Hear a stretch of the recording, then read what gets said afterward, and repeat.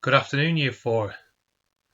I thought we would have PSHE via a video today. It's probably more suitable rather than a PowerPoint because, as you know, PSHE can be a time for talking and sharing ideas and things like that. So, if you remember, last week's lesson was about habits and what our good habits were and maybe what our bad habits were. And my challenge for you last week was to identify a little bad habit, maybe biting your nails or, I don't know, forgetting to make your bed or not brushing your teeth or something like that.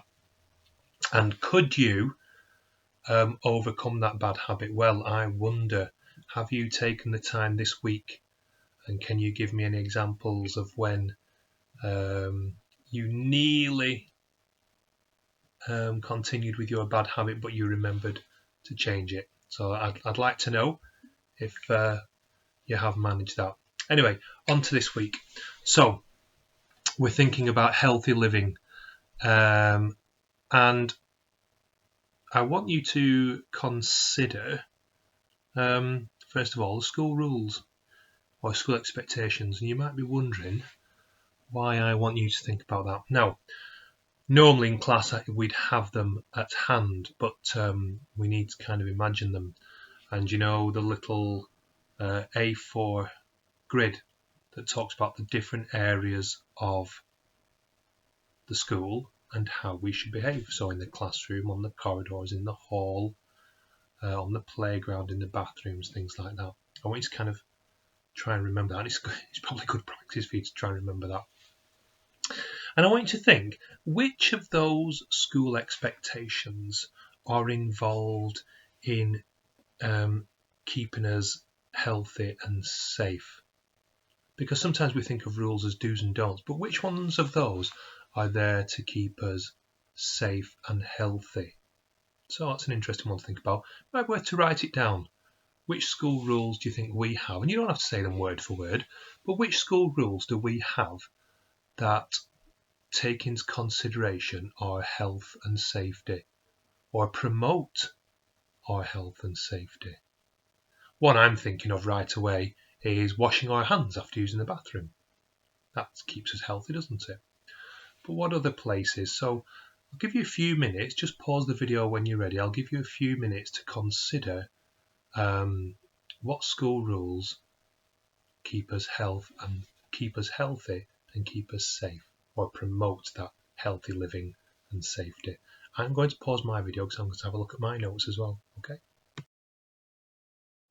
Welcome back. So hopefully you've had a think about that, maybe about playtime, and maybe one of the expectations is that, you know, we run around at playtime and have some exercise and things like that, but in a safe way. Yeah, no bumping and bashing into each other.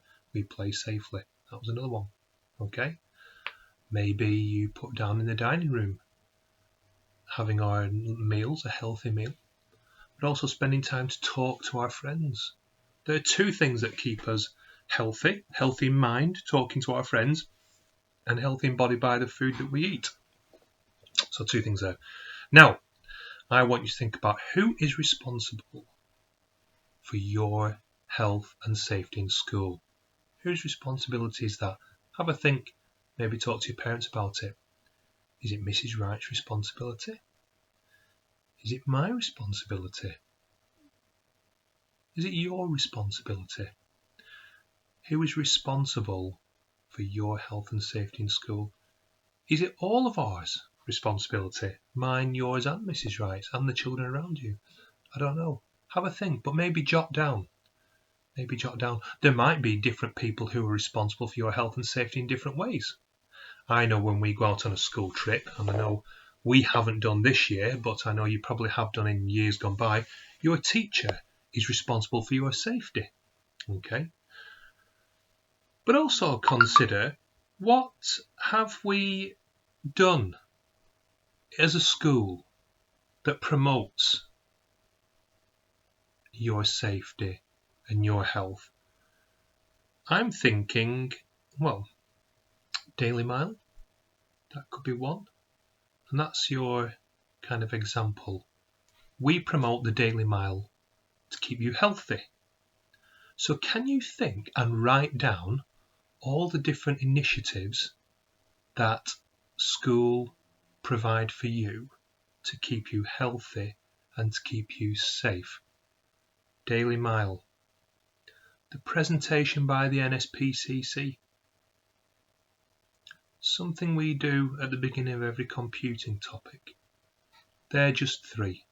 So I'm going to give you some time now. I'd like to write down a list of all the things that school does to promote your healthy living and your safety. And I'm going to pause as well. Good luck. Off you go. So, what did you get? Well, we mentioned Daily Mail, didn't we? We mentioned the NSPCC. Internet safety. Thoughts about that? What about walking to school initiatives? Healthy schools, no sweets? Thoughts of things like that? So I'd be interested to see your list. So if you can publish your list of things that you wrote that promotes healthy living and being safe at school. So I'd be grateful if you could upload those for me. Okay. We said that both you and I and Mrs. Wright and the other children are responsible for your health and safety at school. And it's vitally important that you're also involved in your own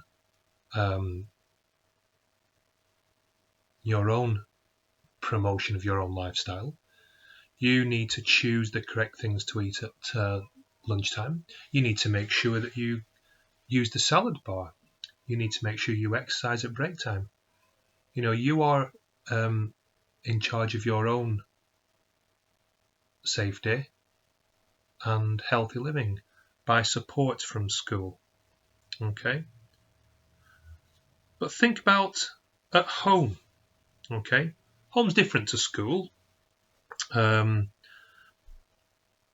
Some children live by no rules in the home. Some children live by very strict rules at home.